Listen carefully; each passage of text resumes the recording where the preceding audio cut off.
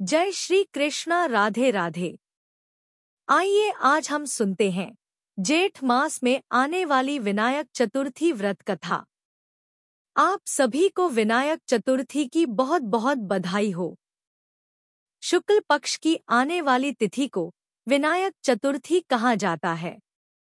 विनायक चतुर्थी का व्रत करने से अखंड सौभाग्य की प्राप्ति होती है तथा गणेश जी की कृपा सदैव बनी रहती है। परिवार में सुख संपन्नता आती है तथा संतान पर कभी भी किसी प्रकार की कोई विपत्ति नहीं आती। तो आइए अब हम सुनते हैं जेठ मास में आने वाली विनायक चतुर्थी की व्रत कथा। बोलो गणेश भगवान की जय। बोलो विनायक जी भगवान की जय। आइए अब हम सुनते हैं जेठ मास की शुक्ल पक्ष में सुने जाने वाली गणेश जी की कहानी। एक गांव में एक बुढ़िया माई रहती थी। वह बहुत ही गरीब थी। रोजाना जंगल से लकड़ियां काट कर लाती और उन्हें बेचकर अपना गुजर बसर किया करती। ऐसे ही दिन निकल रहे थे कि एक दिन की बात है, बुढ़िया माई जंगल में लकड़ियां काट रही थी। उस समय सर्दियों का मौसम था। बहुत ही कड़ाके की ठंड पड़ रही थी। लकड़ी काटते काटते उसे जंगल में एक छोटा सा चूहा दिखाई दिया, जो सर्दी के मौसम में ठंड से बहुत कांप रहा था और इधर-उधर छुपकर सर्दी से बचने की कोशिश कर रहा था। वह चूहा सर्दी के मारे अपने प्राण गंवाने की स्थिति में आ गया था। जब बुढ़िया माई ने उस चूहे को देखा तो बुढ़िया माई को उस पर दया आई और वह उसे लेकर अपने घर आ गई। घर आकर उसने उस चूहे को गर्म कपड़े में लपेटकर गर्माहट दी। चूहे को थोड़ी राहत मिली और उसकी जान बच गई। बुढ़िया माई ने उस चूहे को दूध, बिस्किट इत्यादि खाने को दिए। चूहे ने दूध और बिस्किट खाकर अपना पेट भर लिया। अब वह चूहा बुढ़िया माई के साथ ही रहने लगा। बुढ़िया माई उस चूहे को बहुत ही प्यार से अपने बेटे की तरह रखने लगी। बुढ़िया माई ने उस चूहे का नाम मूषक राज रख दिया। बुढ़िया माई मूषक राज को बहुत प्रेम किया करती थी। बुढ़िया माई ने एक चूहे को अपने बेटे के रूप में रखा है, यह बात धीरे धीरे पूरे गांव को पता चल गई, जिसका नाम मूषक राज है। बुढ़िया माई गणेश चतुर्थी का व्रत किया करती थी। ऐसे ही दिन गुजरते गए। एक दिन की बात है, उसी राज्य के राजा के बेटे के विवाह का समय आया। विवाह की तैयारियां पूरे जोर शोर से चल रही थी। जिस दिन विवाह होना था, उस दिन पूरे गांव में प्रत्येक घर से बारात में जाने के लिए एक व्यक्ति का निमंत्रण आया था।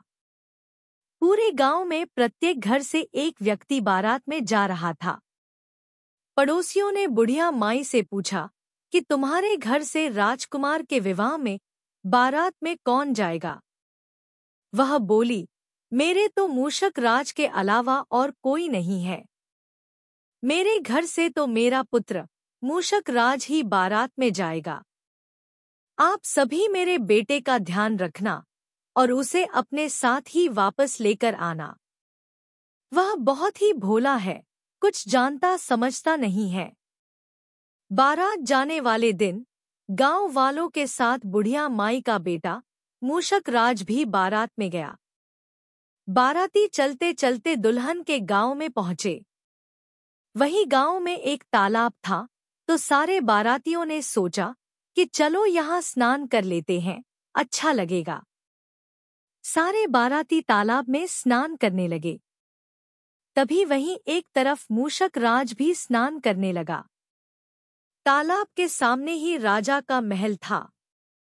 महल के झरोखे से राजकुमारी बारातियों को देख रही थी।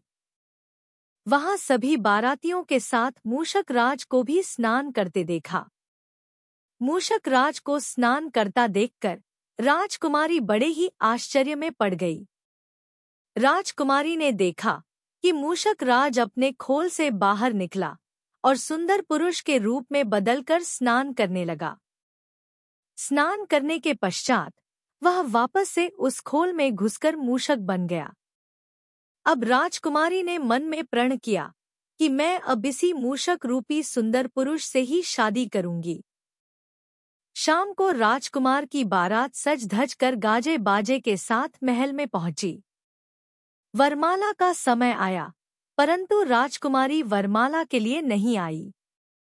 राजकुमारी को लेने उसकी सखिया गई, पर राजकुमारी वरमाला के लिए फिर भी नहीं आई। दुल्हन के माता पिता ने सेविका को भेजकर राजकुमारी को बुलवाया, किंतु उसके साथ भी राजकुमारी वरमाला के लिए नहीं आई। अब पंडित जी बोले, वरमाला का मुहूर्त निकला जा रहा है, दुल्हन को जल्दी बुलाइए। मुहूर्त का समय टल रहा है। अब राजा और रानी खुद राजकुमारी को वरमाला के लिए लेने गए। तो राजकुमारी ने कहा, माँ, मैं इस राजकुमार से विवाह नहीं करूंगी। यह बात सुनकर उसके माता पिता ने इसका कारण पूछा। तो राजकुमारी ने अपने माता पिता से कहा कि इस बारात में एक मूषक आया है, मैं उसी के साथ विवाह करूंगी। राजा रानी ने राजकुमारी को खूब समझाया कि मूषक एक गरीब बुढ़िया माई का बेटा है, वह तो एक चूहा है, तुम वहां जाकर दुख पाओगी, तुम्हें कोई भी सुख नहीं प्राप्त होगा। परंतु राजकुमारी नहीं मानी। राजा रानी अपनी बेटी की जिद के आगे कुछ नहीं कर पाए। फिर राजा रानी ने उस राजकुमार की आई हुई बारात को बहुत समझाया और कहा कि राजकुमारी शादी नहीं करना चाह रही है। इस बात के लिए राजा रानी ने बारातियों से माफी मांगी और क्षमा याचना भी की, और उस राजकुमार की सारी बारात वहां से वापस लौट गई। राजा ने राजकुमारी का विवाह उस मूषक राज के साथ करवा दिया। उधर बारात जब वापस गांव में आई तो बेचारी बुढ़िया माई गांव वालों से पूछने लगी कि तुम सब तो आ गए, परंतु मेरा पुत्र कहाँ है? तुम उसे अपने साथ क्यों नहीं लाए? और वह अपने बेटे मूषक राज को ढूंढने लगी। तभी एक व्यक्ति ने कहा, तुम्हारे मूषक राज का तो राजकुमारी से विवाह हो रहा है, वह तुम्हारे लिए बहू लेकर आ रहा है, तुम तो बहू के स्वागत की तैयारी करो। यह सुनकर बुढ़िया माई गणेश भगवान को धन्यवाद देने लगी और फिर उसने जल्दी से सुंदर मंडप बनाया, गुड़ की लापसी बनाई और गांव की औरतों को बुलावा दिया। तभी मूषक राज रथ पर सवार होकर राजकुमारी के साथ बैठकर धन दौलत के साथ आ गया। बुढ़िया माई ने बेटे बहू का गृह प्रवेश करवाया, सभी को गुड़ और लड्डू बंटवाए। अब बुढ़िया माई का जीवन खुशियों से भर गया। वह बहू के साथ खुशी खुशी रहने लगी। एक दिन बहू ने सोचा, मुझे अपनी सासू माँ को भगवान गणेश जी के दर्शन करवाने चाहिए। इन बेचारी माता को तो पता भी नहीं कि यह मूषक राज तो साक्षात गणेश जी हैं। मूषक राज रोज की तरह अपनी खोल उतार कर नहाने लगे, तो बहू ने सासू माँ से आकर कहा, आपका बेटा मूषक राज नहा रहा है, आप उनकी खोल जला दीजिए। तो सास बोली, बहू कैसी बातें करती हो, यह खोल जला दूंगी तो मेरा बेटा क्या पहनेगा? बहू ने कहा, माँ जी जैसा कह रही हूँ, आप वैसा ही कीजिए। माँ जी ने मूषक राज की खोल जला दी। नहाने के बाद मूषक राज ने अपनी खोल मांगी, तो बहू ने कहा, आप जैसे भी हैं वैसे ही बाहर आ जाइए। जो दर्शन मैंने आपकी शादी वाले दिन किए थे, वैसे ही दर्शन आप अपनी माँ को भी करवाइए। देखते ही देखते गणेश भगवान ने बुढ़िया माई को दर्शन दिए। बुढ़िया माई गणेश जी के दर्शन पाकर धन्य हो गई। यह तो विनायक जी की लीला थी, जो भगवान गणेश जी ने बुढ़िया माई को दर्शन दिए। बुढ़िया माई हर माह गणेश जी का व्रत किया करती थी। उसके कोई पुत्र नहीं था। इससे प्रसन्न होकर गणेश जी स्वयं एक पुत्र के रूप में एक चूहे का रूप धारण किए बुढ़िया माई का बेटा बनकर आए थे। जय हो गणेश भगवान की। जिस तरह से आपने बुढ़िया माई को धन दौलत व बेटा बहू दिया, वैसे ही सभी को देना। कहानी सुनने वाले को, कहानी कहने वाले को और हुंकारा भरने वाले को सभी की मनोकामनाएं पूरी करना। जय हो गणेश भगवान की। आइए अब सुनते हैं चौथ माता की कथा। इस कथा के अनुसार एक नगर में एक बूढ़ी माँ रहती थी। वह अपने बेटे की सलामती के लिए 12 महीनों चौथ का व्रत करती थी।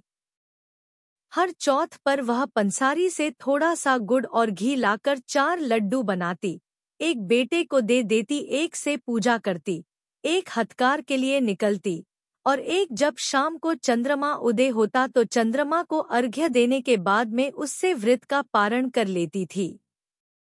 दोनों का गुजर बसर अच्छे से हो रहा था। एक बार उसका बेटा ताई से मिलने के लिए गया। उस दिन ताई ने भी वैसा ही चौथ माता का व्रत रखा था। तो उसने ताई से पूछा कि मेरी माँ तो 12 चौथ का व्रत करती है। तो उसकी बात सुनकर ताई बोली कि तेरी माँ तेरी कमाई से घी का तरमाल खाने के लिए हर महीने चौथ का व्रत करती है। अगर तू परदेश चला जाए तो वह एक भी चौथ का व्रत नहीं करेगी। अपनी ताई की बात सुनकर उस लड़के को लगा कि ताई तो सच कह रही है। मेरी माँ तो सच में ही मेरी कमाई को यूं ही उड़ा रही है। वह गुस्से में घर आया और आकर माँ से कहा कि माँ, मैं परदेश जा रहा हूँ। तो उसकी माँ ने कहा कि बेटा, ऐसी क्या बात हो गई, तू मेरा एकमात्र सहारा है। तेरे बिना यहाँ पर मेरा कोई नहीं है। मैं यहाँ पर अकेले कैसे रहूंगी। तो वह बोला कि माँ, तू मेरी कमाई तो खाने पीने में ही उड़ा देती है और बहाने बनाती है कि तू मेरी सलामती के लिए तू 12 महीनों चौथ का व्रत करती है। मुझे सब कुछ पता चल गया है, इसीलिए मैं परदेश जा रहा हूँ। अब मैं भी देखता हूँ कि तू हर महीने चौथ का व्रत कैसे रखती है। यह सुनकर उसकी माँ की आंखों में आंसू आ गए। एक बार फिर से उसने समझाकर अपने बेटे को परदेश जाने के लिए मना किया, लेकिन वह तो नहीं माना। तब माँ ने उसे साथ में ले जाने के लिए चौथ माता की आखा दे दी और कहा कि बेटा, यह चौथ माता की आखा है। जब भी तू मुसीबत में होगा, यह तेरी रक्षा करेंगी। बेटा चुपचाप अपनी माँ से वह आखा लेकर रवाना हो गया। चलते चलते रास्ते में एक नदी आई, तो उसने उस नदी में आखा डालकर कहा कि हे चौथ माता, मेरे लिए यहाँ पर रास्ता बन जाए। तो चौथ माता की कृपा से उस नदी के ऊपर एक बड़ा सा पुल बन गया, जिस पर चलकर वह दूसरे नगर को पहुँच गया। वहां जाकर उसने देखा कि एक बुरी माँ रो रही है और पुए भी बना रही है। तो उसने पूछा कि बूढ़ी माँ, तुम रो क्यों रही हो। तब बूढ़ी माँ ने कहा कि बेटा, इस नगर की पहाड़ी पर एक दैत्य रहता है। पहले वह नगर में आकर कई लोगों को खाने के लिए मार देता था। अब राजा हर घर से एक आदमी उस दैत्य के पास रोजाना भेज देता है। और आज मेरे बेटे की बारी है, इसीलिए मैं रो रही हूँ और उसी के लिए पूरे बना रही हूँ। तब वह बोला कि हे माता, अगर तुम ये पुए मुझे खिला दो तो मैं तेरे बेटे की जगह चला जाऊंगा। तब बूढ़ी माँ ने खीर पुए उस लड़के को खिला दिए। खा पीकर वह सो गया। रात को जब राजा के सैनिक बूढ़ी माई की झोपड़ी पर आए और आवाज लगाई तो बूढ़ी माई सोचने लगी कि इस पराये पूत को मैं कैसे भेज सकती हूँ, इसकी भी तो माँ होगी। जब पता चलेगा कि मैंने मेरे बेटे के बदले में उसके बेटे को दैत्य के पास भेज दिया, तो उसके दिल पर क्या गुजरेगी। वह यही सोच रही थी कि सैनिकों की आवाज से उस लड़के की आंख खुल गई और वह बाहर आ गया और वह सैनिकों के साथ चला गया। पहाड़ी पर जाकर दैत्य के सामने पहुंचकर चौथ माता की आँखा दैत्य की तरफ फेंक कर कहा कि हे चौथ माता, अगर मेरी माँ मेरी सलामती के लिए व्रत करती है तो दैत्य का सर कटकर जमीन पर गिर जाए। तो उसके इतना कहते ही चौथ माता की कृपा से दैत्य का सिर कटकर गिर गया और लड़का सकुशल वापस आ गया। यह देखकर राजा को बहुत ही आश्चर्य हुआ। अब राजा ने उस लड़के को खूब सारे उपहार देकर विदा किया।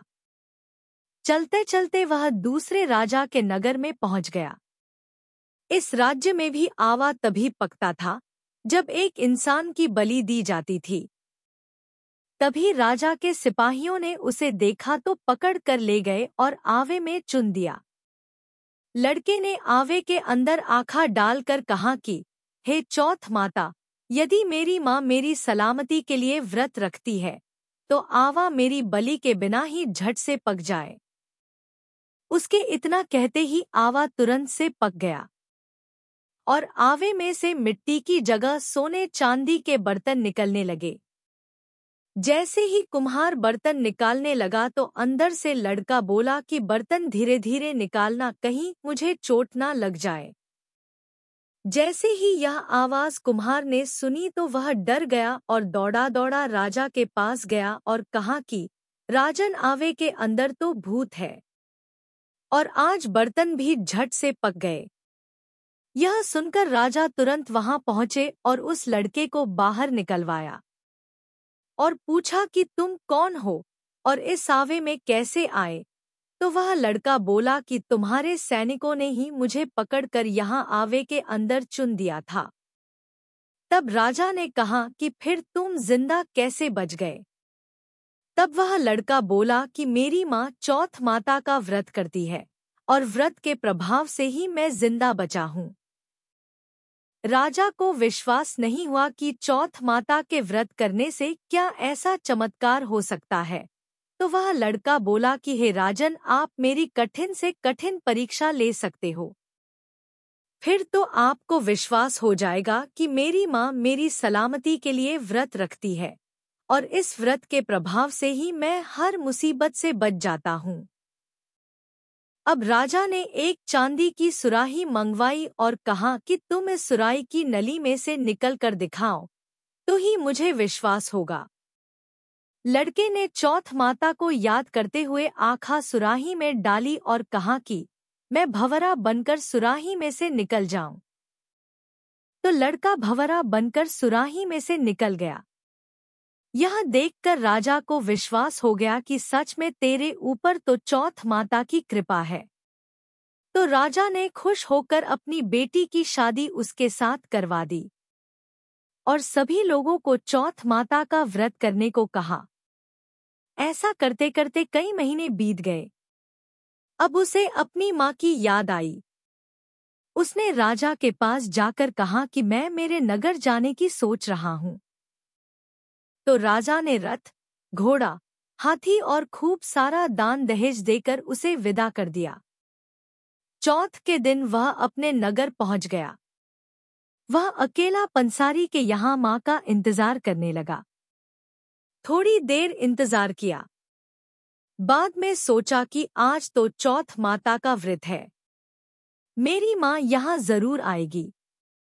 थोड़ी ही देर बाद में लकड़ी टेकती हुई उसे अपनी माँ आती हुई दिखाई दी। उसकी माँ की आंखों में जाले आने के कारण दिखाई देना कम हो गया था। तो लड़के ने जानबूझकर अपना पैर लकड़ी के लगा दिया और कहने लगा कि पले तेरे पूत, लाठी मेरे पैर के लगा दी। तो इतना सुनते ही उसकी माँ ने उसे नहीं पहचाना और कहने लगी कि बेटा, तू मुझे चाहे जितनी गाली दे दो पर मेरे बेटे को कुछ मत कहना।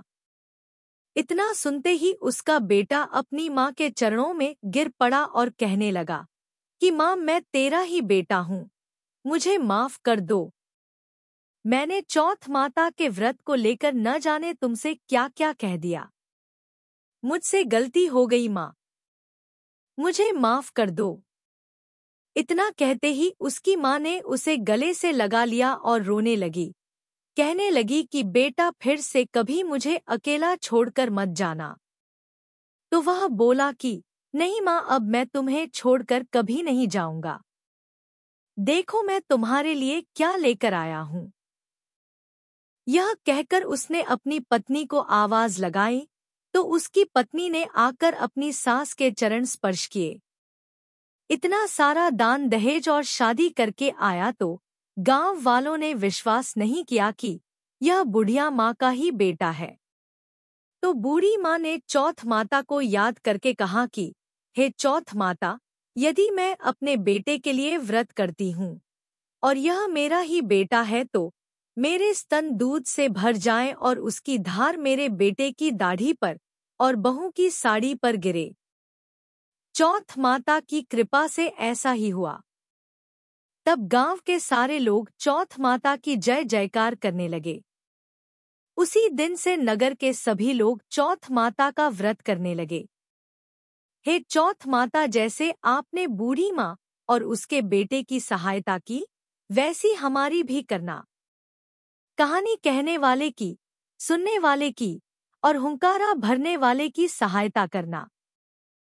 सभी पर अपनी कृपा दृष्टि बनाए रखना। बोलो चौथ माता की जय हो सके तो लड़कियां भी चौथ माता का व्रत करें और पूरे 12 महीनों की चौथ माता का व्रत करें। अगर संभव नहीं हो तो 4 बड़ी चौथ का व्रत करें। अगर इतना ना हो तो 2 चौथ का व्रत तो हर महिला को अवश्य करना चाहिए। हे चौथ माता, जैसे आपने बुढ़िया माई को दिया वैसा ही सबको देना, जैसा उसके बेटे को दिया वैसा सबको देना। कहानी सुनने वाले को, कहानी कहने वाले को, हुंकारा भरने वाले को, सभी को देना। आइए अब हम सुनते हैं लपसी और तपसी की कथा। लपसी और तपसी की कथा हर एक व्रत, पूजा पाठ व कथा के बाद में अवश्य सुननी चाहिए। एक लपसी था और एक तपसी था। तपसी हमेशा भगवान की तपस्या करता था, लेकिन उसे चोरी करने की आदत थी। लपसी रोजाना 1.25 सेर की लापसी बनाता और पहले भगवान को भोग लगाता, उसके बाद में स्वयं भोजन करता। दोनों भाइयों का यही नियम था। एक दिन किसी बात को लेकर दोनों में कहासुनी हो गई। तो तपसी बोला कि मैं रोजाना भगवान की तपस्या करता हूँ, इसीलिए मैं बड़ा हूँ। और फिर लपसी बोला कि नहीं, मैं रोज भगवान को 1.25 की लापसी का भोग लगाता हूँ, इसीलिए मैं बड़ा हूँ। ऐसा कहते हुए दोनों जोर जोर से लड़ने लगे। तभी वहां से नारद जी गुजर रहे थे। दोनों को लड़ता हुआ देखकर वहां आए और उनसे पूछा कि तुम दोनों क्यों लड़ रहे हो। तो दोनों ने अपने लड़ने का कारण बताया और अपने आप को बड़ा बताया। तब नारद जी बोले कि मैं तुम्हारा फैसला कर दूंगा। मैं कल आऊंगा और बता दूंगा कि कौन बड़ा है। दूसरे दिन लपसी और तपसी नहाकर अपनी रोज की भक्ति करने आए। तो नारद जी ने छुपकर 1.25 करोड़ की एक एक अंगूठी उन दोनों के आगे रख दी। जैसे ही भक्ति करते हुए तपसी की नजर उस अंगूठी पर पड़ी, तो उसने चुपचाप से उसे उठाकर अपने पैर के नीचे दबा ली। लेकिन जब लपसी की नजर उस पर पड़ी, तो उसने ध्यान नहीं दिया। उसने पहले भगवान को भोग लगाया और फिर स्वयं भोजन करने के लिए बैठ गया।